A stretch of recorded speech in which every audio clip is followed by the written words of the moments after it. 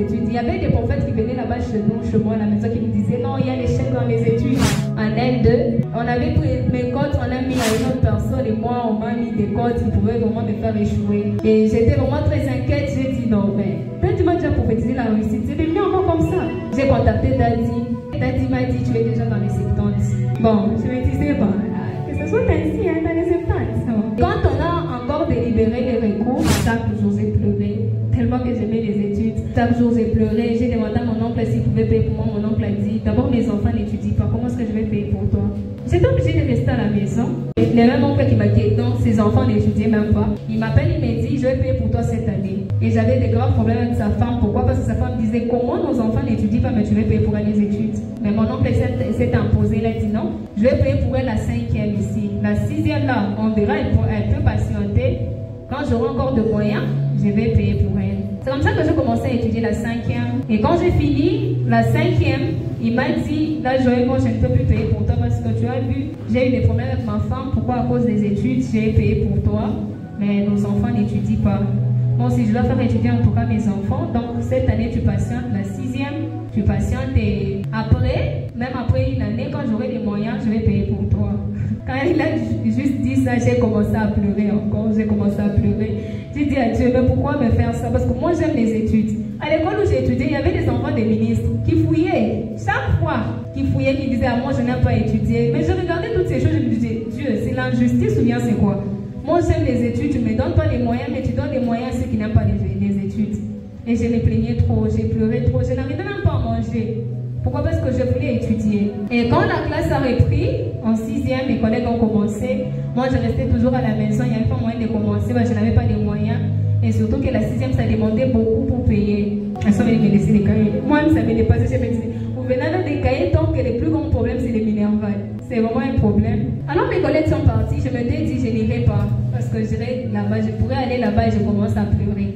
Je ne vais pas supporter de voir mes collègues en train d'étudier et que moi je rentre encore à la maison, ça ne va pas me faire plaisir. C'est comme ça que je suis encore restée à la maison. Et la deuxième fois, mes collègues sont encore venus me voir à la maison. Ils m'ont dit, non, tu dois venir parce que la directrice te cherche.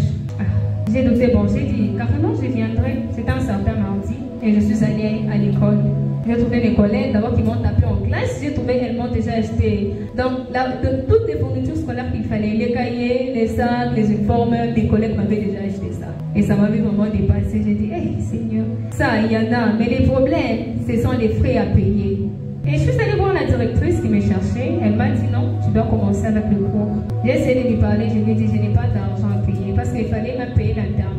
Là que j'étudiais en 6e, on exigeait l'internat. Tu es en 6e, tu dois être interne. Alors je lui ai dit, je ne saurais pas, je n'ai pas de moyens pour me payer les études. Elle m'a dit non, toi commence. Quand j'ai commencé les études, j'ai commencé à étudier normalement. Et c'était donc, je ne savais même pas que c'était des professeurs qui cotisaient pour me payer les frais. Et ils cotisaient, ils m'ont payé l'internat. Il y avait des collègues qui partaient, elles prenaient de l'argent à la maison et demandaient pour venir m'acheter des histoires, pour peut-être me faire dresser. Et tout ça là, ça m'est dépassé parce qu'aucun membre de ma famille ne s'était levé pour payer pour moi des études. Dans ma famille, il y a des gens qui ont vraiment de l'argent. Mais il n'y avait personne qui s'était levé pour payer pour moi les études. Et c'est ce qui me faisait encore plus mal. Et mes collègues payaient pour moi, me prenaient en charge et les professeurs jusqu'à ce que j'ai fini la 6e. Je n'avais payé aucun frais. Aucun frais. Je suis allée même à l'internat, je n'avais payé aucun frais. Quand j'ai fini, j'ai pleuré encore, je disais à Dieu, mais Seigneur, j'aimerais étudier à l'université, comment est-ce que je vais le faire? Et ma tante me disait, non, supporte, comme tu as déjà fini, avec la 6e, c'est déjà un pas. Il y avait des hommes qui venaient pour m'épouser, ils me disaient, non, on doit seulement t'épouser, tu dois aller au mariage, tout ça, tu vas encore faire quoi? J'ai essayé de résister, elle a refusé, non, tu dois seulement te marier. Il y avait quelque part à l'université là de Colosie, il y avait la formation d'un mois en anglais. Je m'étais dit que j'aille faire même la formation. Comme ça, je vais chercher le boulot quelque part, je peux commencer à travailler. Et j'ai commencé cette formation-là. Et les DG de l'université, ils me connaissaient un peu parce qu'il me disait que je portais les noms de sa grand-mère. Alors, il m'aimait tellement beaucoup. Un jour, il m'a demandé, tu vas étudier ici? Je lui ai dit non. Cette année, je ne vais pas étudier parce que je n'ai pas encore vraiment de moyens, je ne suis pas stable. Il m'a dit d'accord, tu vas rencontrer tes parents. Je suis allée, j'ai parlé à la maison, je lui ai dit non, il y a un monsieur qui vous cherche là, que je fais la formation. Et ma tante était venue là-bas. Le monsieur a parlé, il a dit non, cette fille, elle m'a dit qu'elle n'a pas vraiment de moyens pour étudier à l'université. Alors moi, je la prendrai en charge, je vais payer tout ce qu'il faut pour son université, tout ce qu'il faut pour ses besoins. Moi, je vais le faire. Et je m'étais même inscrite le même jour parce que j'étais avec ma tante, je me suis inscrite. Et on est sorti, ma tante m'a compliqué en cours. Donc tu ne peux pas étudier. Comment ces messieurs vont seulement dire de te payer des études? Ça ne peut pas se faire. Elle l'a refusé, elle était catégorique. Et là, ça a encore suscité des pleurs. J'ai commencé à pleurer. Je disais, mais c'est quoi? Elle me combat ou quoi? Je me posais tellement beaucoup de questions. Je n'avais même plus la foi. Je disais à Dieu, si c'est les boulots, donne-moi même un boulot pour que je puisse m'en sortir. Parce que je ne m'en sors pas là. Mes besoins, c'était tout un problème pour avoir quelque chose. Après, ma tante m'a signalé, non, tu peux même qui se trouve à Lubumbashi. Elle peut t'aider. J'ai dit, bon, avec ma famille ici, c'est vraiment compliqué. Je vais essayer. J'ai essayé de la contacter. Elle m'a dit, non, viens d'abord à Lubumbashi. Viens me voir. C'est comme ça que j'étais venue ici. Je l'ai vue et elle avait décidé de payer pour moi les études d'université.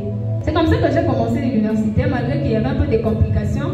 Donc, elle paye les Minerval facilement, tout facilement, mais il y avait vraiment un problème de transport et certaines choses, c'était vraiment un problème. Et j'ai étudié normalement jusqu'en G3. Quand je suis arrivée en G3, j'ai encore eu des complications à la faculté parce qu'il y avait un professeur qui voulait vraiment me faire échouer. Et j'avais trop de problèmes. J'ai pleuré trop par rapport à ça. Je disais, qu'est-ce que je vais faire? Même si j'ai dit ça à la maison, on ne va rien faire parce qu'à la maison, on ne s'occupe même pas de moi.